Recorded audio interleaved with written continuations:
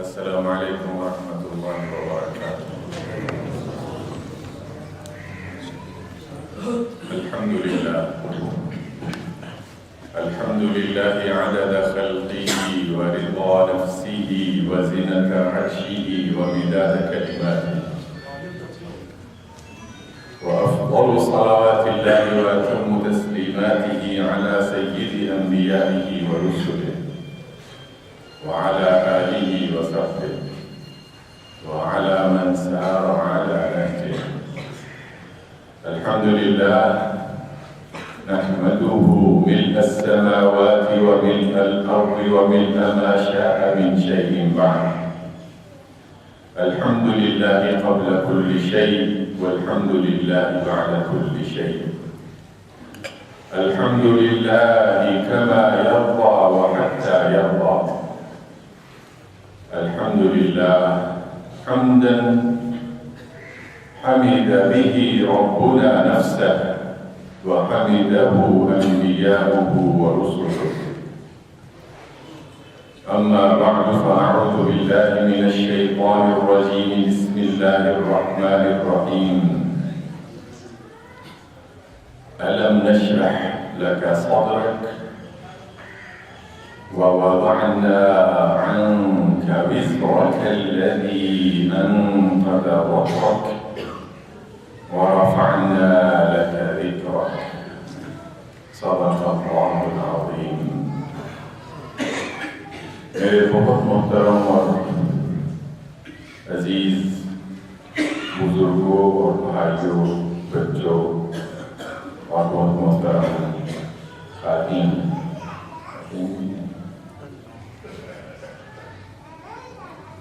آج یہ میرے لیے ایک اعزاز کی بات ہے، شرف کی بات ہے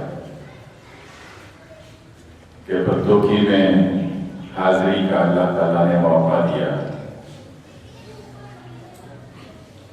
آپ کی طرف آ رہا تھا تو بہت سارے چہرے بزرگوں کے، بھائیوں کے، عزیزوں کے، جو کبھی میری اور آپ ہی کی طرح اسی فضا میں سانس لیتے تھے، لیکن وہ اب رب کی رحمتوں کے منتظر ہیں۔ آتے ہوئے بھی میں پروفیسر صاحب سے، منصوری صاحب سے ذکر کر رہا تھا، جب بھی سفر کریں تو دائیں بائیں اچانک اتنے بڑے بڑے قبرستان دکھائی دیتے ہیں کہ اس کی اگر ایکو کم کر دیں اور آواز بھی تھوڑی سی کم کر دیں، شاید سامنے آنا ہے۔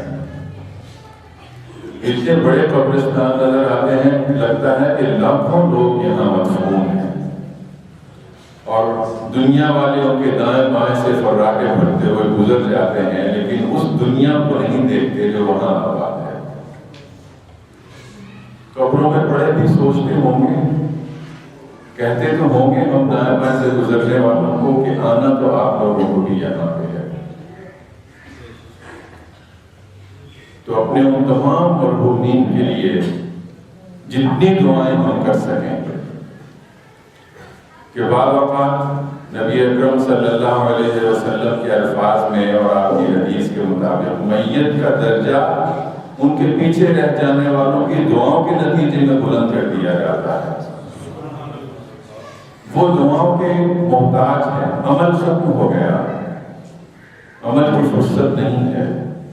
اذا مات ابن آدم انقطع عمله الا من ثلاث۔ ابن آدم جب دنیا سے چلا جاتا ہے تو عمل منقطع، ختم ہو جاتا ہے، عمل کی فرصت نہیں ہے۔ ہاں، تین چیزیں ایسی ہیں کہ بعد میں بھی اس کا اجر ملتا رہتا ہے۔ ولد صالح يدعو له، نیک اولاد کے جو اپنے بزرگوں کے لیے، اپنے جانے والوں کے لیے دعا کرتی رہے۔ کوئی صدقہ جاریہ، آج آپ کی یہ محفل بھی بہت سارے بزرگوں کا صدقہ جاریہ ہے۔ اللہ تعالیٰ آپ کی یہاں پہ تشریف آوری قبول فرمائے اور اس کا پورا پورا اجر آپ سب کو، ہم سب کو بھی عطا کرے، اور وہ ان تمام بزرگوں کو بھی جن کا یہ صدقہ جاریہ ہے۔ اور علم ينتفع به, یا اپنے پیچھے ایسا علم چھوڑ جائے کہ جس سے لوگ استفادہ کرتے رہتے ہیں. تو اپنے ان تمام بزرگوں کے لیے دعائیں. اور یہ بھی ایک اتفاق ہے, آپ سب یہاں پہ جمع ہیں اور جمعے کا دن ہے, اور رسول اکرم صلی اللہ علیہ وسلم نے اسے خیر الایام, تمام دنوں سے بہتر دن قرار دیا. اور پھر اس بہترین دن کے لیے بھی ایک اور بہترین عمل بتایا کہ فَأَكْثِرُوا فِيهِ الصَّلَاةَ عَلَيَّ, اس دن مجھ پر زیادہ سے زیادہ درود اور سلام بھیجا کرو.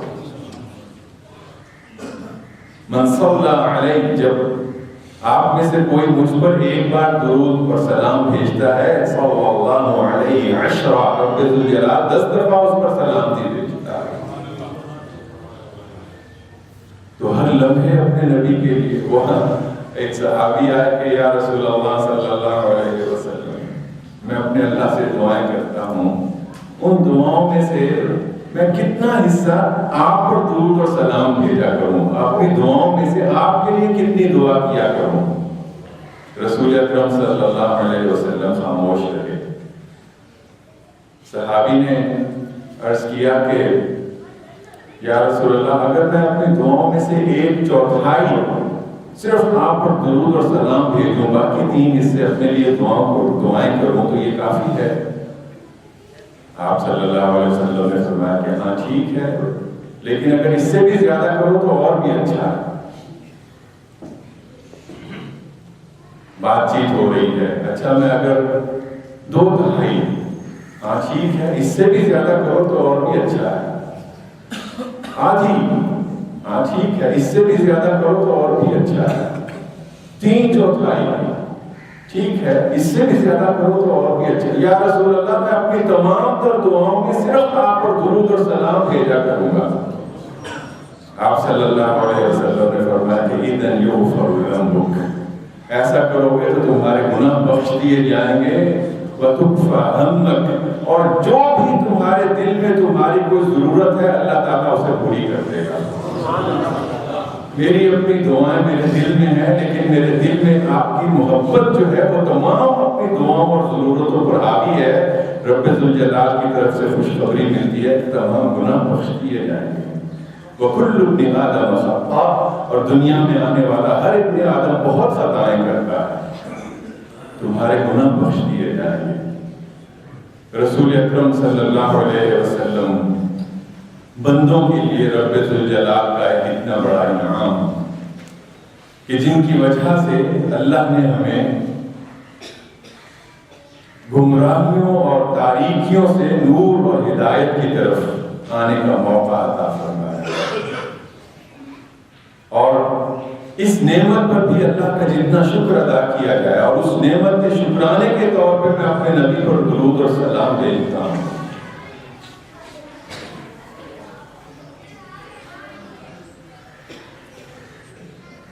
میں تم پر فخر کروں گا. آپ صلی اللہ علیہ وسلم نے فرمایا حشر کے دن میں تم لوگوں پر فخر کروں گا, اور میں تمہارا انتظار کروں گا حوض کوثر پہ.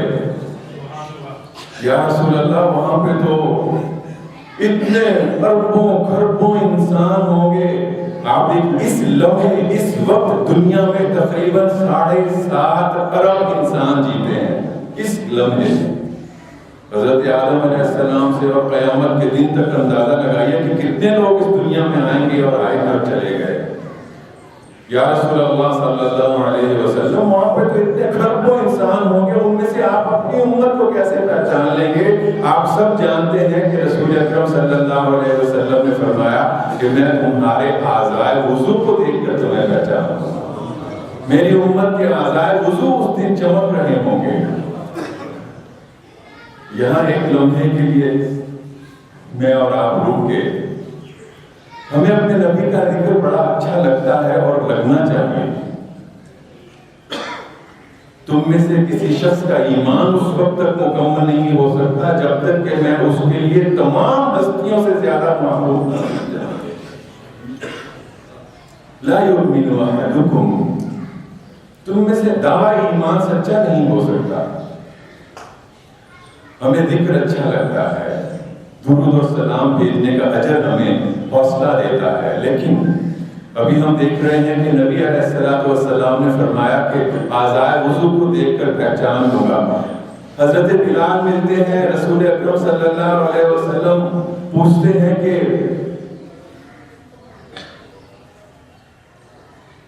میں نے کل جنت میں تمہارے قدموں کی چاپ اپنے سے آگے سنی، کون سا عمل کرتے ہو؟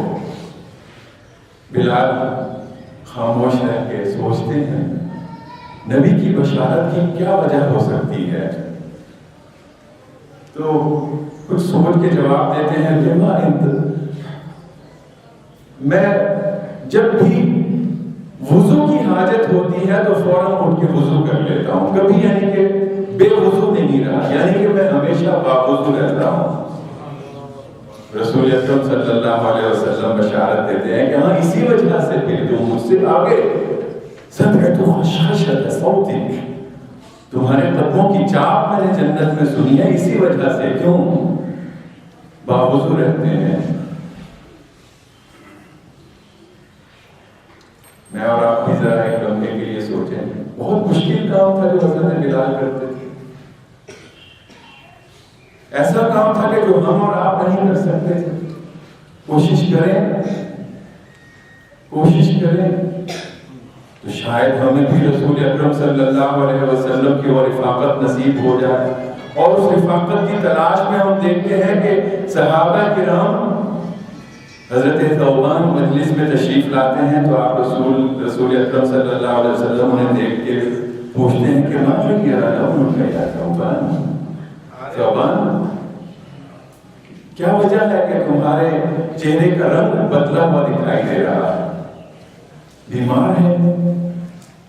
ما بی علم او وجع یا رسول اللہ، رسول اللہ صلی اللہ علیہ وسلم سے عرض کرتے ہیں کہ نہیں یا رسول اللہ، کوئی تکلیف یا کوئی بیماری تو نہیں ہے، لیکن بس میں ایک کیفیت کا شکار ہوں، میں آپ کو دیکھے بغیر رہ نہیں سکتا ہوں، گھر جاتا ہوں تو فوراً آپ کی مجلس یاد آتی ہے، آپ کا چہرہ یاد آتا ہے، میں فوراً بیتاب ہو کے واپس آ جاتا ہوں، اور میں ایک عجیب مخمصے کا شکار ہوں۔ مجھے پریشانی یہ ہے کہ دنیا میں تو اللہ نے ہمیں یہ موقع عطا کیا ہے کہ آپ کی مجلس میں آ جاتے ہیں، لیکن جب اس دنیا سے جائیں گے تو انت مع النبیین فی العلیین، آپ تو نبیوں کے ساتھ اعلی علیین میں ہوں گے، وَأَنَا إِن دَخَلْتُ الْجَنَّةَ أَكُونُ فِي دَرَجَةٍ أَدْنَىٰ مِن دَرَجَتِكَ، اور میں اگر جنت میں داخل ہو بھی گیا تو پھر بھی میرا تو درجہ بہت چھوٹا ہوگا،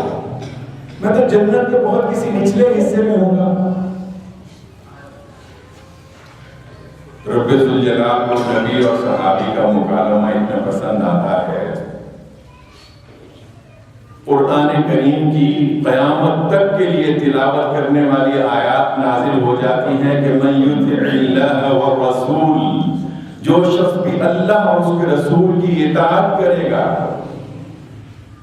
اولئک مع النبیین والصدیقین والشہداء والصالحین وحسن اولئک رفیقا، یہی لوگ ہوں گے کہ جو جنت میں نبیوں اور صدیقین اور شہداء اور صالحین کے ساتھ ہوں گے۔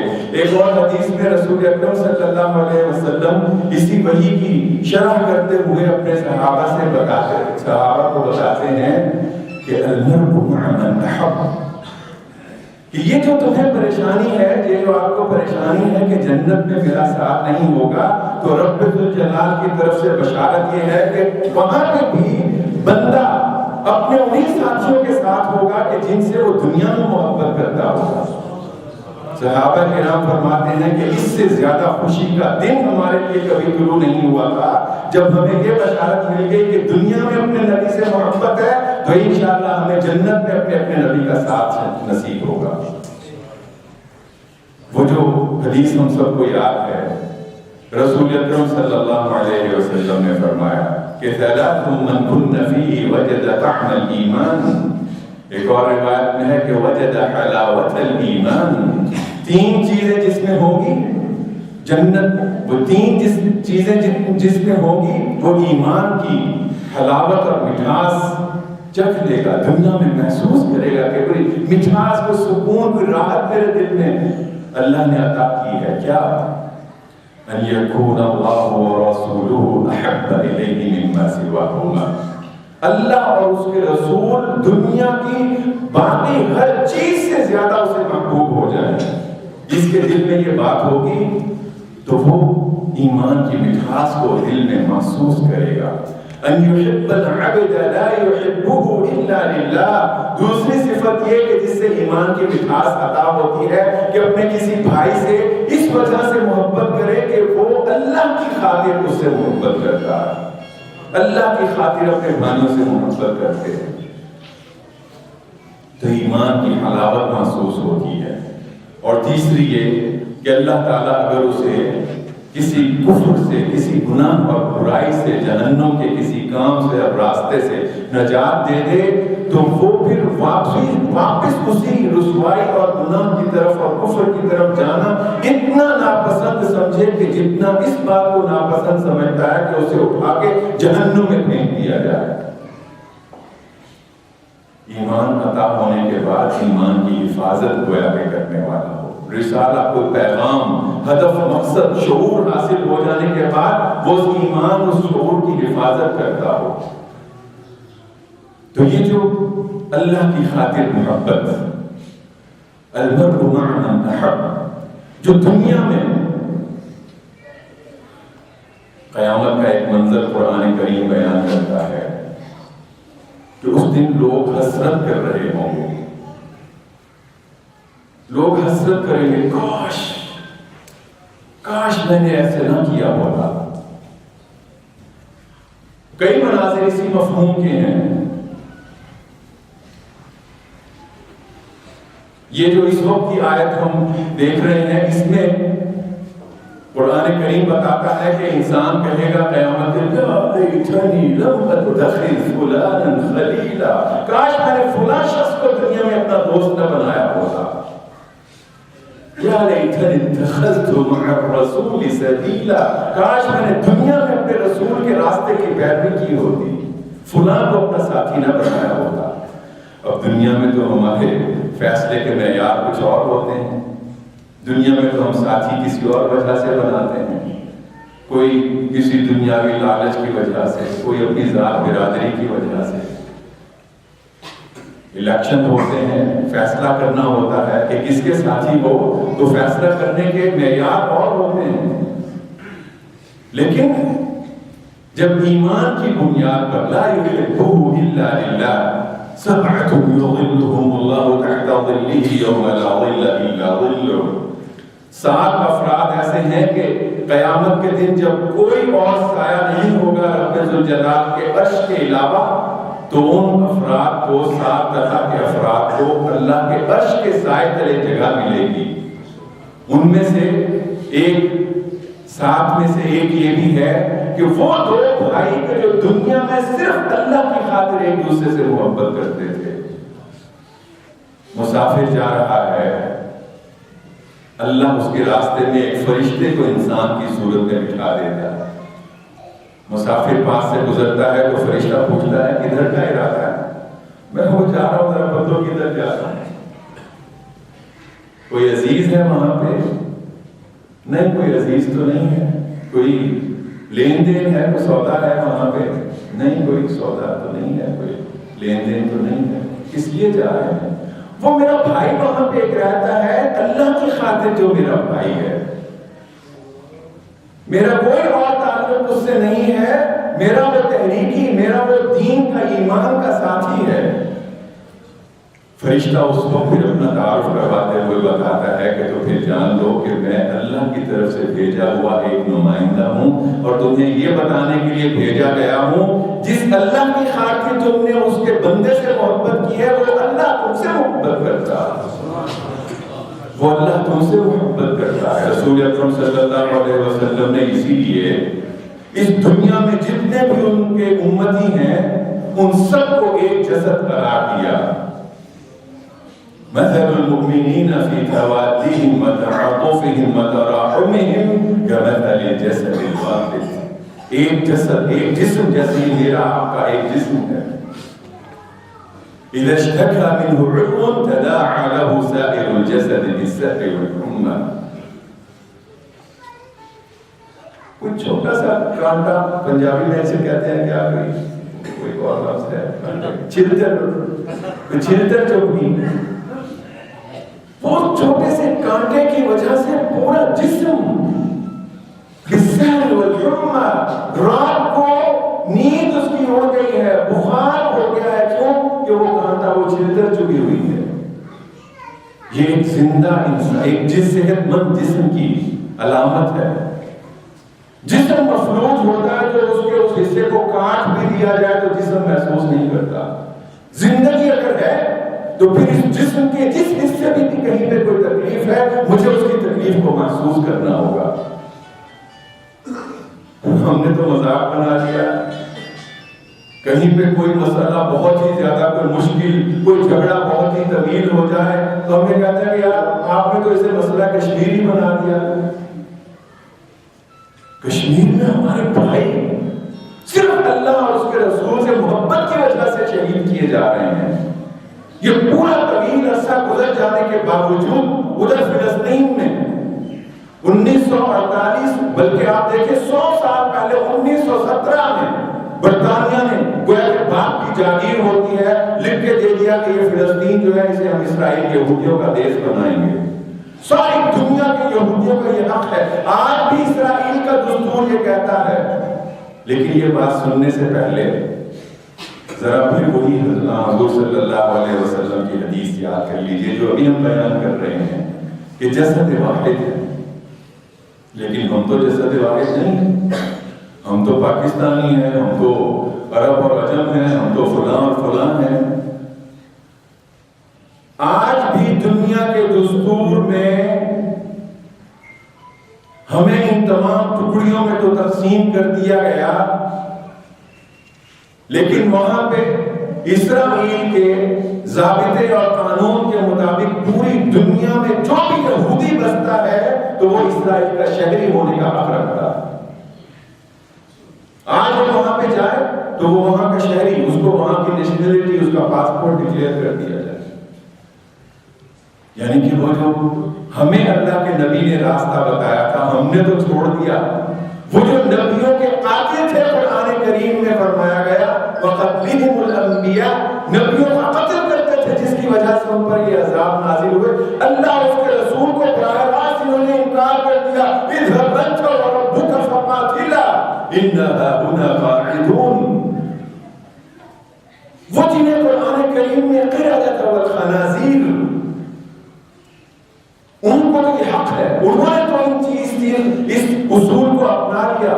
ہم ٹکڑیوں میں بانٹ دیے گئے اور ہمیں ایک دوسرے کے ضبط کا 100 سال پہلے اس کا آغاز ہوا، اعلان ہوا، اور آج وہ ریاست وہاں پہ موجود ہے. لیکن اللہ کا شکر ہے کہ وہاں پہ آپ کے اور میرے بھائی اور بالخصوص اسلامی تحریک سے تعلق رکھنے والے لوگ وہ یہ کہتے ہیں کہ ہماری نسلوں کی نسلیں بھی قربان ہوتی چلے جائیں، ہم اپنے نبی صلی اللہ علیہ وسلم کے قبلہ اول کو فراموش نہیں کر سکتے. خدا نخواستہ میں اور آپ سوچیں آج اگر مکہ یا مدینہ پر یہودیوں کا قبضہ ہو جائے، ہم اسی طرح ٹھنڈے پیٹ اسے برداشت کر لیں گے؟ مسجد اقصی قبلہ اول کی حیثیت بھی رسول اکرم صلی اللہ علیہ وسلم کے ذریعے سے رب ذوالجلال نے طے کر دی. اللہ اگر فیصلہ کرتا تو یہ تو آسان تھا نا کہ مکہ مکرمہ سے خانہ کعبہ سے سیدھا اللہ تعالیٰ معراج کے سفر پہ لے جاتا. لیکن ایسا نہیں ہوا. سبحان الذی اسری بعبده لیلا من المسجد الحرام الى المسجد الاقصى الذي باركنا حوله لنريه من آیاتنا. مکہ سے فلسطین لے گیا اللہ تعالیٰ، تمام انبیاء کو وہاں پہ لایا گیا، تمام انبیاء کی امامت کروائی گئی. گویا کہ پچھلے تمام قوانین منسوخ کیے جاتے ہیں، تمام نبیوں کی رسالت کا اختتام ہوتا ہے. خاتم النبیین کی حیثیت سے اب آپ سید الانبیاء. اور نسلوں کی نسلیں تباہ کروا لی، شہید تباہ نہیں ہوئی، شہید قربانی۔ آج بھی وہاں پہ آپ کے بھائی موجود ہیں، اور وہ بھائی میں عرض کر رہا ہوں کہ جو میری اور آپ کی طرح دین کے اور تحریک کے لٹریچر کو پڑھ کے وہ اللہ سے وابستہ ہوئے، وہ بھائی کے جو آج بھی وہاں پہ اخوان المسلمون اور سید قطب اور امام حسن البنا اور سید ابو الاعلی مودودی رحمۃ اللہ علیہ کا لٹریچر پڑھ کر وہ دین کے راستے کو مضبوطی سے تھامے ہوئے ہیں۔ وہ یہ کہتے ہیں کہ قبلہ اول میری اور سلطان عبد الحمید خلافت عثمانیہ کے، ان کے پاس جب یہودی آئے کہ ہمیں وہاں پہ جانے کی اجازت دے دی جائے، انہوں نے کہا کہ میں اس کا مالک نہیں ہوں، وہ فلسطین کی سرزمین وہ پوری امت کی ملکیت ہے، میں تو ان کا نمائندہ ہوں۔ یوں اپنے پاؤں کے انگوٹھے سے انگلیوں سے گھاس کا ایک تنکا اٹھا کے توڑ کے ان کے سامنے رکھا کہ میں اگر اس تنکے جتنی بھی زمین وہاں کی تمہیں دینا چاہوں تو نہیں دے سکتا ہوں، میرے نبی کی امانت ہے۔ لیکن میرے بزرگوں اور بھائیوں، ذرا دل پہ ہاتھ رکھ کے ہمیں جواب دینا چاہیے، کیا واقعی مجھے بھی اپنے نبی کا وہ قبلہ اول یاد ہے؟ مجھے معلوم ہے کہ وہاں سرزمین فلسطین پہ کیا ہوتا ہے، کیوں ہو رہا ہے، کیوں پچھلے 11 سال سے 2006 سے لے کے اور بالخصوص بھی 2007 میں اور زیادہ ہو گیا، 2006 سے اب تک اس لمحے تک فلسطین کے پورے علاقے میں پورا غزہ 9 لاکھ کی تقریباً جس کی آبادی ہے وہ چاروں اطراف سے محصور ہے، 3 اطراف سے یہودیوں نے اسرائیلیوں نے اس کا محاصرہ کر رکھا ہے، چوتھی طرف سے مصر کے جنرل سیسی نے اس کا محاصرہ کر رکھا ہے، کوئی وہاں پہ اندر جائے باہر نہیں آ سکتا، کوئی وہاں پہ کوئی پانی کا اس کی بوتل اور کھانے کا کوئی ٹکڑا نہیں لے جا سکتا۔ کیوں؟ کیونکہ یہ غزہ کے جو لوگ ہیں یہ کہتے ہیں کہ ہم اپنے نبی کے قبلہ اول کو نہیں چھوڑ سکتے۔ میرے اور آپ کے ہاں بعض اوقات یہ بات ہوتی ہے، ہمارے ہاں خود پاکستان میں آپ نے دیکھا کہ پرویز مشرف کے دور میں ہمارے یہ جو قصوری صاحب وزیر خارجہ تھے، وہاں جا کے ان سے یہودیوں سے مذاکرات کر کے آئے کہ ہاں ہم بھی اسرائیل کو تسلیم کر سکتے ہیں۔ اسرائیل کو تسلیم کرنے کا کیا مطلب ہے؟ اسرائیل کو تسلیم کرنے کا مطلب یہ ہے کہ اب یہ خانہ، یہ جو مسجد اقصیٰ ہے، یہ جو قبلہ اول ہے، اب یہ ہمارا نہیں ہے، اب یہ تمہارا ہے، اب یہ فلسطین نہیں ہے، اب یہ اسرائیل ہے۔ ان يحب المرء لا يحبه الا لله، وہ جو محبت اور بھائی چارہ، وہ ہمیں میٹھی میٹھی باتیں تو اچھی لگتی ہیں، لیکن ہم اگر دیکھیں کہ اس مسجد اقصیٰ کو اپنے دل سے اس کے ساتھ محبت کرنا اور اپنے بھائیوں کے ساتھ کھڑے ہونا، اس کی قیمت چکانا پڑے گی، تو اس وقت ہم کہتے ہیں کہ نہیں یار یہ تو اس سے تو دہشت گردی کا تو الزام لگ جائے گا۔ دیکھیں نا، ابھی قطر کا محاصرہ خود ان کے دوست ممالک نے کر رکھا ہے، کیا الزام لگایا گیا کہ اس نے دہشت گردوں کو پناہ رکھی ہے، کن دہشت گردوں کو؟ اخوان المسلمون کو اور حماس کو۔ یہاں پہ پھر ہم کہتے ہیں کہ نہیں، بس یہ دوستی اور چائے پانی اور حلوے ماننے والی ہے، یہ تو اچھی ہے، لیکن جہاں پہ جان جاتی ہو، میرے نبی صلی اللہ علیہ وسلم کا وہ فرمان کہ جس میں آپ نے فرمایا کہ ایمان نہیں مل سکتا جب تک کہ اللہ اور اس کے رسول باقی ہر چیز سے زیادہ محبوب نہ ہو جائے، تو اپنی دنیا بھر کے ان تمام مسلمانوں سے بھی اتنی ہی محبت کرنا جتنی مجھے اپنے اس وجود سے محبت ہے، اس وقت تک ایمان مکمل نہیں ہو سکتا۔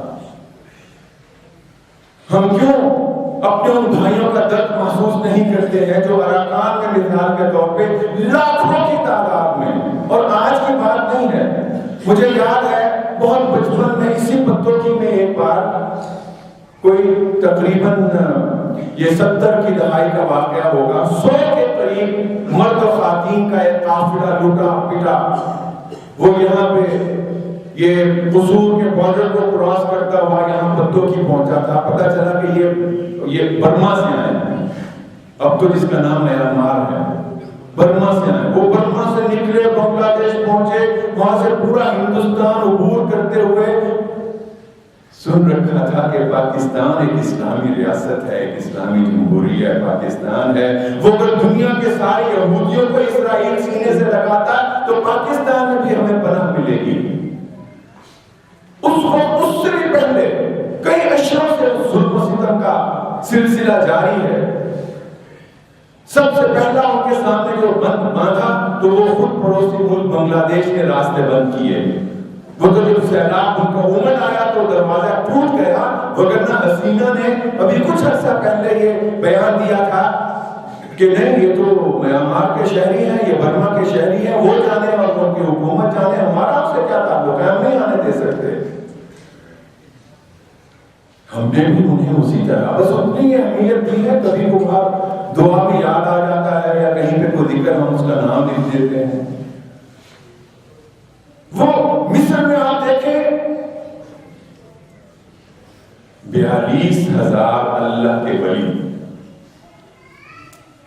یعنی کہ آپ اخوان کے ان لوگوں کی اپنے اللہ اور اس کے رسول سے محبت دیکھیں، اپنے ایمان پہ شرمندہ کے ہونے لگے کہ اچھا میں بھی مسلمان ہونے کا دعوے دار ہوں، اور یہ لوگ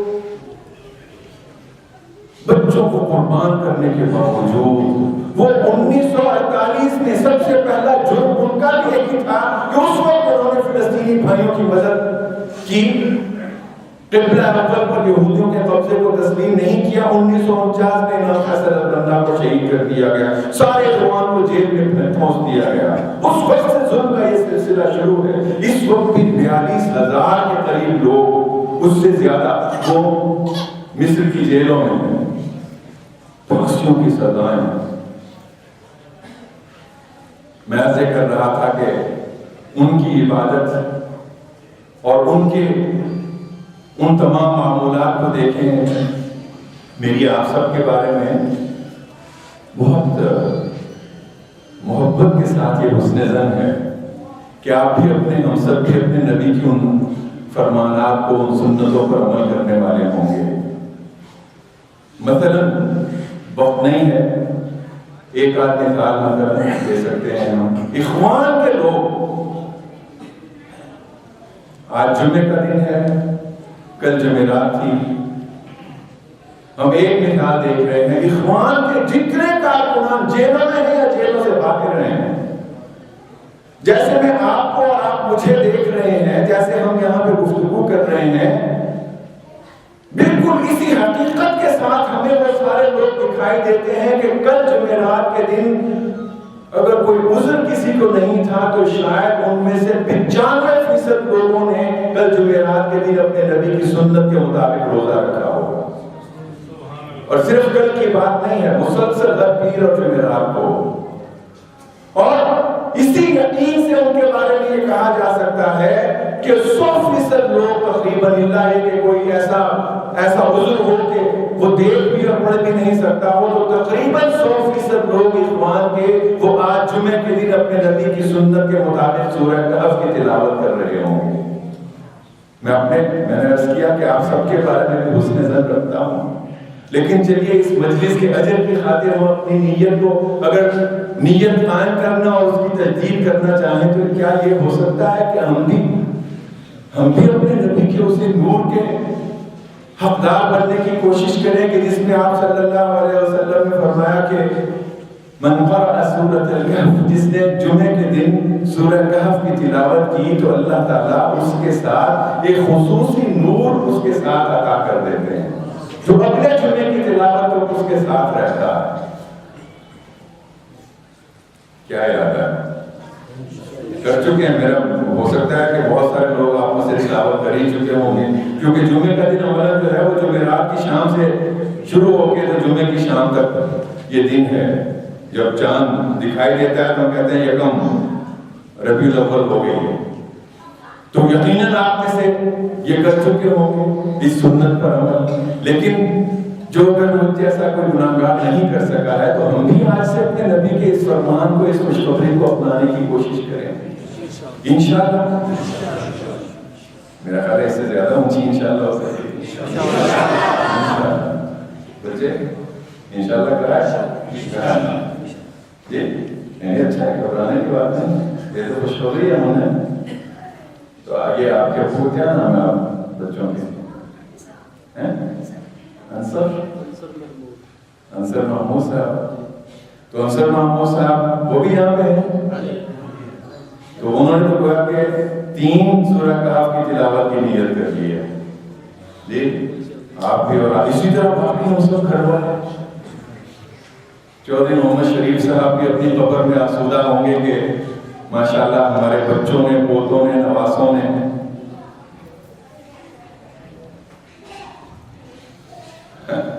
بہت ساری باتیں حملہ آور ہیں کہ یہ بھی اپنے بزرگوں سے، بھائیوں سے کی جائیں، لیکن وقت اجازت نہیں دے رہا ہے۔ لیکن اللہ سے اگر ہم انشاءاللہ، اور حضور صلی اللہ علیہ وسلم نے فرمایا حدیث قدسی میں، رب ذوالجلال فرماتا ہے کہ انا عند ظن عبدی بی، میرا بندہ میرے بارے میں جیسا گمان رکھتا ہے میں ایسا ہی اس کے ساتھ معاملہ کرتا ہوں۔ صحابی حاضر ہوئے اور پوچھا کہ یا رسول اللہ صلی اللہ علیہ وسلم، قیامت کے دن رب اور بندے کے درمیان ایسے براہ راست بات ہوگی جیسے میری اور آپ کی ہو رہی ہے؟ وہ رسول اکرم مدینہ منورہ تشریف لے گئے، ابتدائی خطبوں میں آپ نے فرمایا ایھا الناس قدموا لانفسکم، لوگوں اپنے کل کے لیے کوئی چیز آگے بھیج لو، اپنا کل جو تمہارا آنا ہے اس کے لیے ابھی سے کوئی چیز آگے بھیج لو، کیونکہ تم میں سے ہر ایک کو موت آنا ہے۔ اور یترک الراعی غنمہ دون راع، تم میں سے اگر کوئی بکریاں چرانے والا چرواہا ہے تو وہ بھی کسی چرواہے کے بغیر اپنی بکریوں کو چھوڑ کے چلا جائے گا، یعنی کہ دنیا ساری اسی طرح رہ جانی ہے، دنیا کو چھوڑ کے جب بلاوا آ جاتا ہے تو جانا ہے، اس کے لیے کچھ آگے بھیج لو۔ اور اس دن تم میں سے ہر ایک کے ساتھ اللہ نے گفتگو کرنا ہے، لیس بینہ ترجمان، دونوں کے درمیان کوئی ٹرانسلیٹر نہیں ہوگا، براہ راست بات ہوگی، ولا حاجب یحجب، اور نہ ہی کوئی رکھوالا ہوگا، کوئی پہرے دار ہوگا کہ جو درمیان میں رکاوٹ ہوگا، نہیں، براہ راست۔ تو صحابی پوچھتے ہیں کہ یا رسول اللہ اس طرح براہ راست بندے سے بات کرے گا رب ذوالجلال؟ آپ صلی اللہ علیہ وسلم نے فرمایا کہ ہاں، اسی طرح براہ راست تمہارے رب سے بات چیت ہوگی۔ صحابی سن کے مسکرانے لگا، ہنسنے لگا، ما یضحکک، کیوں ہنس رہے ہیں جناب، کیوں مسکرانے لگے؟ بدو صحابی تھے، اور بعض اوقات بدو صحابی جہاد سے آنے والے ایسی حکمت کی بات کرتے، صحابہ کرام کہتے ہیں کہ ہم انتظار کیا کرتے تھے کہ گاؤں سے کوئی آ کے نبی سے کوئی پوچھے، کیونکہ ان کی باتوں میں جو حکمت تھی، اور ہم تو اور بہت ساری وجوہات کی بنا پہ بعض اوقات بات کرنے سے پرہیز کرتے تھے، تو کیوں ہنس رہے ہیں؟ تو بدو کہنے لگا کہ یا رسول اللہ، میں اس لیے ہنس رہا ہوں کہ اگر اس رب رحمان اور رحیم کے ساتھ براہ راست معاملہ ہے تو پھر تو مجھے بخش ہی دیا جائے گا، وہ تو بڑا بخشنے والا ہے، وہ تو مجھ سے بڑا محبت کرنے والا ہے، پھر تو بس میرا بیڑا پار ہے، رب ذوالجلال مجھے وہاں پہ۔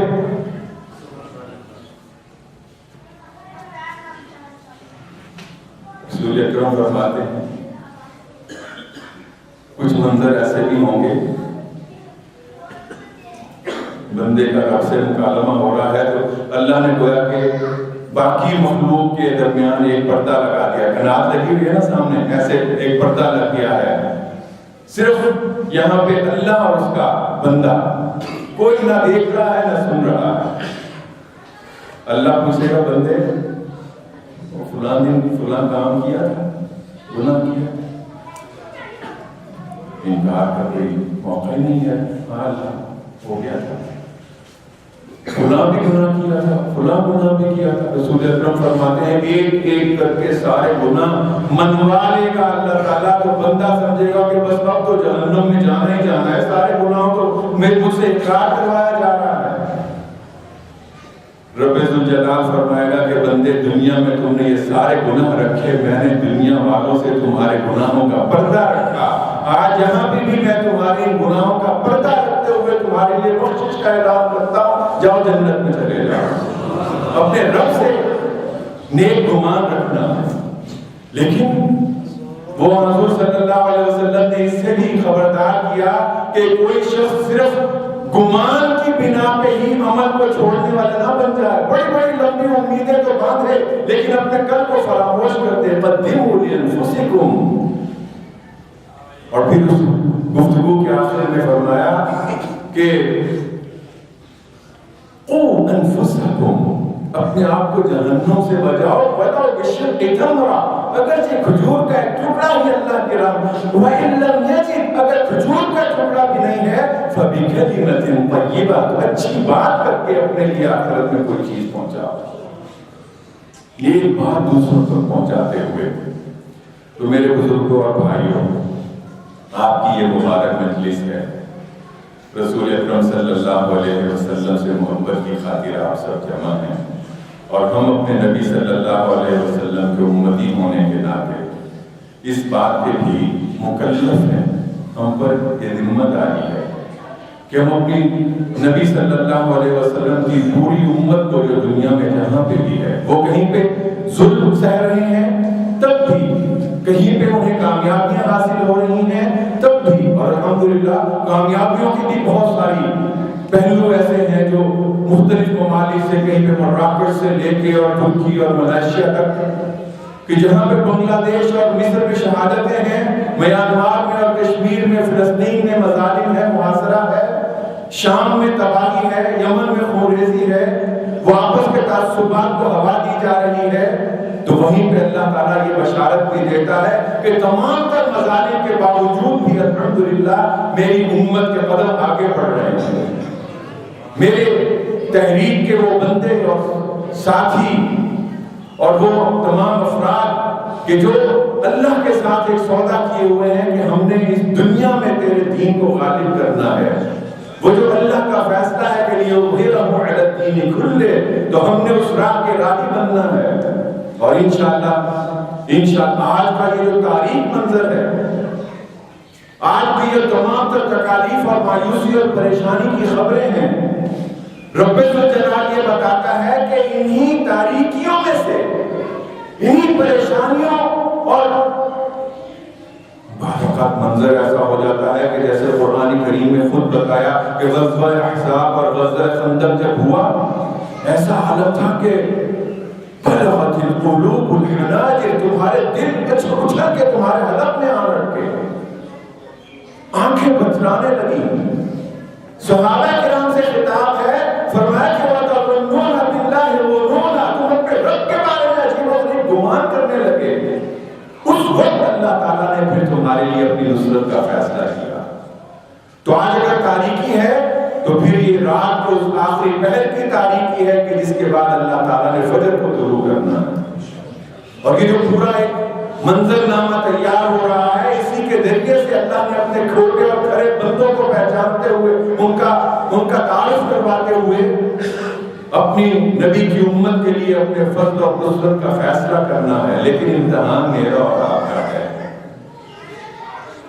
اس بات میں تو یقیناً کوئی شک نہیں ہے کہ رسول اکرم صلی اللہ علیہ وسلم نے فرمایا ان اللہ، کیا وہ حدیث ہے، ان اللہ زوّا لی الارض، اللہ نے میرے سامنے دنیا کا نقشہ پیش کیا، یوں سکیڑ کے ساری دنیا میرے سامنے لے آئی گئی، اور مجھے کہا گیا کہ یہ جو ساری روئے زمین ہے، وَإِنَّ مُلْكَ أُمَّتِي سَيَبْلُغُ مَا ذُرِّيَ لِي مِنْهَا، کہ یہ جو پوری روئے زمین تمہارے سامنے پیش کی گئی ہے، اس پوری روئے زمین پر آپ کے امت کا اقتدار قائم ہونا ہے۔ ہمیں اس فرمان میں قطعاً کوئی شک نہیں ہے، اور اس فیصلے قرآن کے فیصلے میں کہ تمام باقی ادیان پر، باقی تمام نظریات پر، باقی تمام اقوام پر اللہ نے اپنے نبی صلی اللہ علیہ وسلم کی امت اور اس دین کو غالب کرنا ہے، اس میں کوئی شک نہیں ہے، لیکن میں عرض کر رہا ہوں کہ امتحان تو میرا اور آپ کا ہے،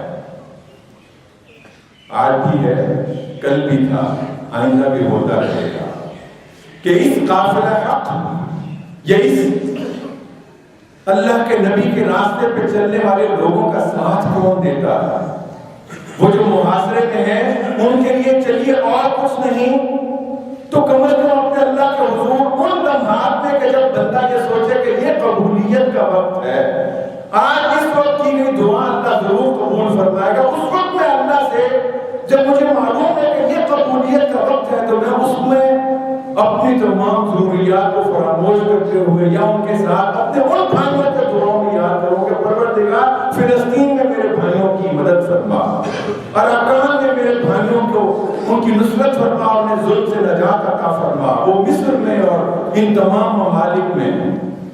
تو اللہ سے دعا ہے، آپ سے بھی گزارش ہے کہ ہم سب مل کر اس قافلے میں ایک دوسرے کی یاد دہانی کرواتے ہوئے، ایک دوسرے کو سہارا دیتے ہوئے، ایک دوسرے کی حوصلہ افزائی کرتے ہوئے، ایک دوسرے کے لیے دلوں میں اسی محبت کو پرورش اس کی کرتے ہوئے اس قافلے میں شامل ہوں گے، سفر کو جاری رکھیں گے، بالخصوص اپنے بچوں کو، اپنے اہل خانہ کو ساتھ لے کر اس پورے سفر میں تقویت کا باعث بنیں گے تو اللہ تعالیٰ دنیا میں بھی سرخرو فرمائے گا اور آخرت میں بھی انشاءاللہ ہمیں اپنے نبی کا ساتھ اور ان کی رفاقت نصیب ہوگی۔